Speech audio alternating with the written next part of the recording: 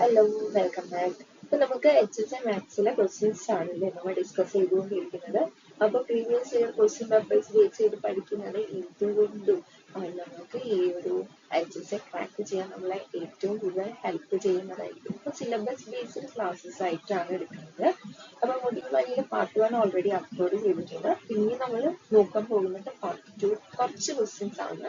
അപ്പൊ ഇതും പരമാവധി നിങ്ങൾ ചെയ്ത് പരിശീലിക്കാം. ഓക്കെ, നമുക്ക് ആദ്യത്തെ സ്ലൈഡിലേക്ക് പോകാം. എ ഗണത്തിൽ P അംഗങ്ങളും B ഗണത്തിൽ Q അംഗങ്ങളും ഉണ്ട്. A plus B യിൽ 7 അംഗങ്ങളും ഉണ്ട് എങ്കിൽ B square plus Q square എത്ര എന്നതാണ് ചോദ്യം.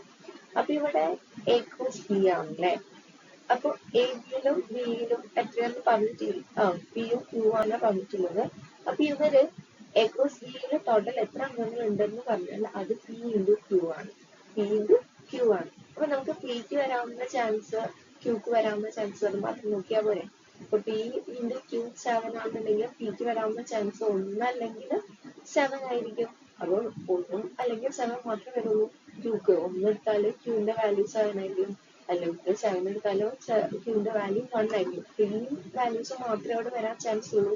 അപ്പൊ P square plus Q square എന്ത് വരും?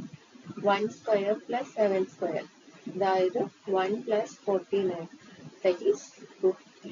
ഇത് മാത്രമല്ല അവിടെ വരുള്ളൂ. നമ്മുടെ option C is the correct answer.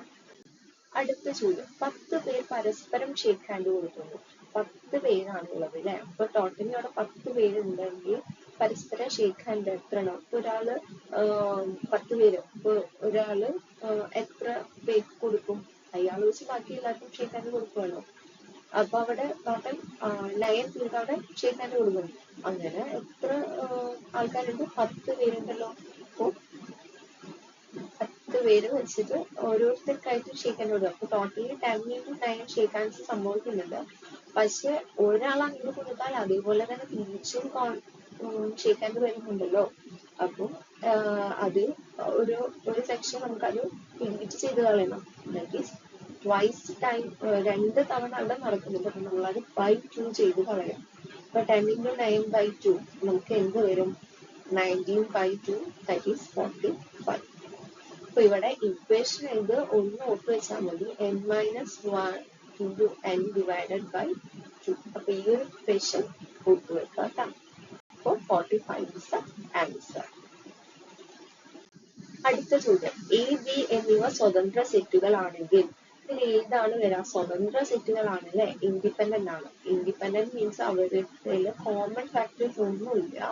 അപ്പൊ P of A union B is equal to P of A plus P of B. First ആണ് കറക്റ്റ് ആൻസർ. ഓക്കെ, അടുത്ത ചോദ്യം, P of A by B is equal to P of A by B എന്താ? A given P എന്ന് പറയുന്നത് അത് നേരിട്ടുള്ള ഒരു ചോദ്യമാണ്. അതിന്റെ ആൻസർ വരുന്നത് P of A intersection B divided by P of B. അപ്പൊ അതൊരു നേരിട്ടുള്ള ചോദ്യമാണ്. അത് പഠിച്ചു വെക്കാം ഈ ഇക്വേഷൻ. അടുത്തത്, A minus B union A intersection B is equal to എന്നാണ് ചോദ്യം. നമുക്ക് കൂടുതൽ വെൻ ഡയഗ്രം യൂസ് ചെയ്യുന്നതാണ് നമുക്ക് ഏറ്റവും എളുപ്പം. ഇത് A, ഇത് B, ഇത് A, ഇത് B.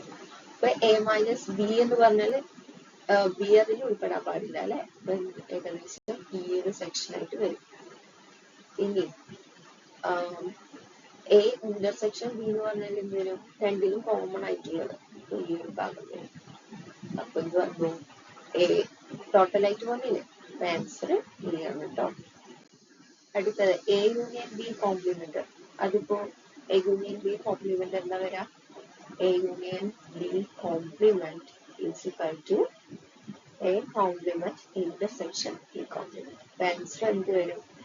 Option B. അടുത്ത ചോദ്യം നോക്കാം, A intersection B union A intersection B complement.